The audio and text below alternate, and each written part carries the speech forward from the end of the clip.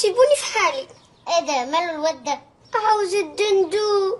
ايه ده؟ انت لسه ما اتفطمتش؟ امال هتبقى راجل ازاي طول ما انت شابط لي في الدندو؟ ده الإعلان اللي موقف مصر على رجليها من أول رمضان.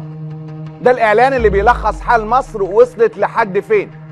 مصر المتناقضة، مصر اللي عكس بعضها، مصر اللي رايح جاي، مصر اللي مش عارفة وشها من قفاها. الدندو، مصر الدندو. بيقول لك هي دي مصر، مصر اللي بتثور ببرلمانها بمنظماتها بأزهارها بشيوخها عشان كلمة على لسان عيل في إعلان، وهي من أكبر دول العالم في التحرش الجنسي. مصر اللي فيها أكبر مساجد في العالم وبرضه فيها أكبر كباريهات.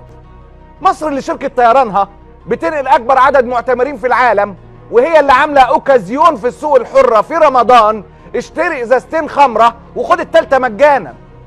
مصر اللي فيها شبكات دعارة أكتر من شبكات الصرف الصحي. مصر اللي بتقبض على الناس اللي فترة في رمضان في المناطق التعبانة وسايبة اللي في المناطق اللي مش شعبية. مصر متناقضة، مصر اللي فيها كل حاجة عكس التانية. مصر الدندو، مصر اللي فيها أكبر نيل في العالم والنهاردة 5 محافظات بتنتفض عشان مش لاقية تشرب. مصر اللي أهدت حقول الغاز لإسرائيل بالمجان والنهاردة بتستعد لتوقيع اتفاقية عشان تشتري الغاز من إسرائيل بالمليارات. مصر اللي بتبور الأراضي الزراعية الصالحة وتروح تصرف مئات المليارات عشان تصلح الصحراء. اديني عقل يا رب. مصر اللي فيها كيلو الليمون ب50 جنيه والبامية ب20 ومش لاقية تاكل، ورايحة تاخد قرض ب250 مليار عشان تبني محطة نووية. مصر اللي شارية سلاح في سنة واحدة باكتر من 300 مليار جنيه، وتقلب في القنوات تلاقيها بتشحت بحلق الحاجة زينب. دي مصر الدندو، مصر اللي عندها أكبر سواحل على أكبر بحار في الدنيا ومش لاقية شوية سمك تأكل بيهم شعبها.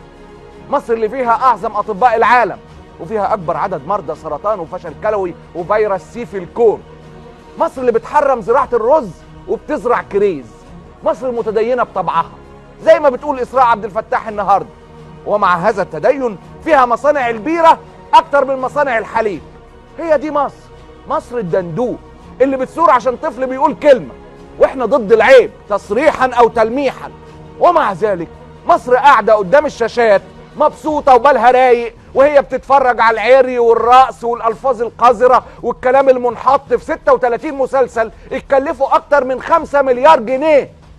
مصر اللي صاحب شركة جهينة لما بعت عربياته لتلاجة مشرحة زينهم يوم 14 أغسطس عشان يحطوا فيها جثث الشهداء اللي اتقتلوا في رابعة من كترتها عشان ريحتها طلعت، قالوا عليه إخوان. ولما راح يعمل إعلان على طريقتهم بتاعة الدندو قالوا عليه قليل الأدب.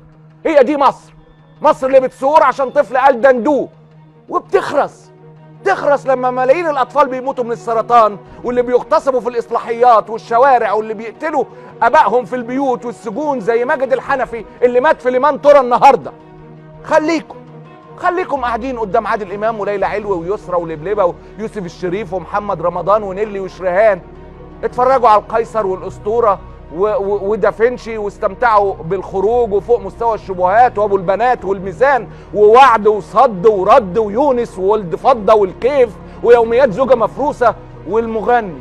واخر الليل اوعوا تنسوا اعلان الدندو، يا تتفرجوا عليه يا تهاجموه قبل ما تتسحروا وتصلوا الفجر جماعة.